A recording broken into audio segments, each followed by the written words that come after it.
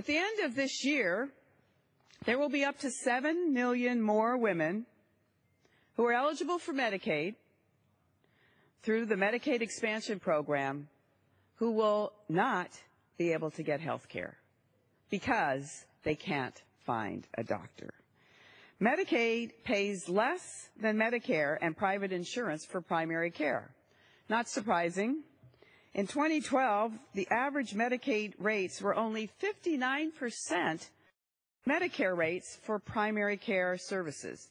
Now, you may be scratching your head and saying, well, why would we somehow cheat the poor out of health care? But that's precisely what we're doing.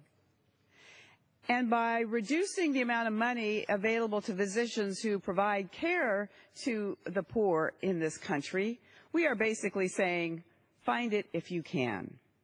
In my home state of California, the Medi-Cal reimbursement rates are on average only 43% of Medicare rates for primary care services. This map shows what the situation is. The very light colors are those states which were at 33 to 57%.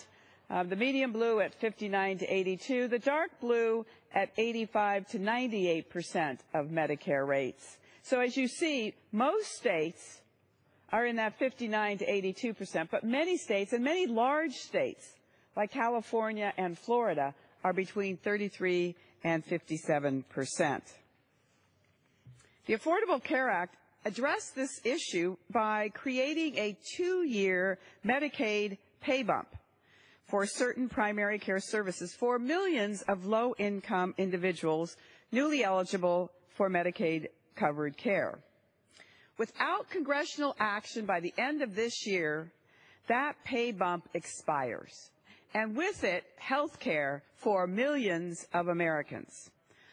I come to this floor today to demand that we extend the Medicaid pay bump past 2014 and protect health care for our low-income constituents.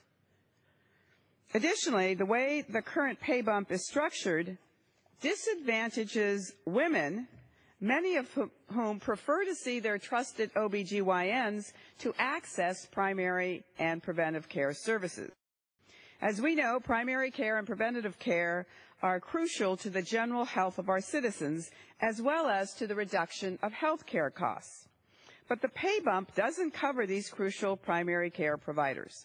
You know, when I was in the state legislature in California, I, like many of us here, tended to find legislation that related to something that I knew. And I realized that I never went to the doctor. The only time I went to the doctor was to visit my OB-GYN once a year. So when primary care providers were being identified, I thought, well, why shouldn't OB-GYNs be allowed to be primary care providers as well? And so I introduced legislation in California that became law that specified that indeed OB-GYNs could be primary care providers. What we do know is that almost 6 in 10 women report seeing their OB-GYN on a regular basis. It is the one thing that women do at least once a year. And 1/3 of women view their OB-GYN providers as their main source of care.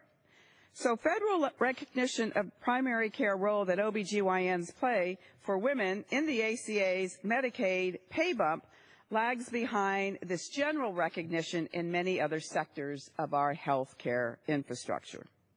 35 states and the District of Columbia classify OB-GYNs as primary care providers in their Medicaid programs. In TRICARE, the federal health care program for our military service members, OB-GYNs are recognized as primary care case managers. OB-GYNs are included under the primary care provider definition in community health teams, a grant program that supports primary care practices and patient-centered medical homes.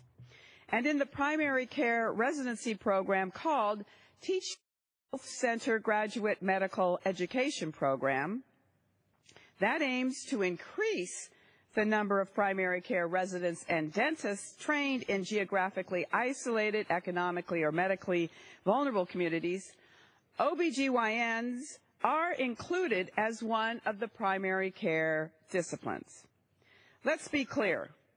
Lack of recognition of OB-GYNs as primary care providers under the ACA pay bump puts women who receive their health care from Medicaid at a disadvantage.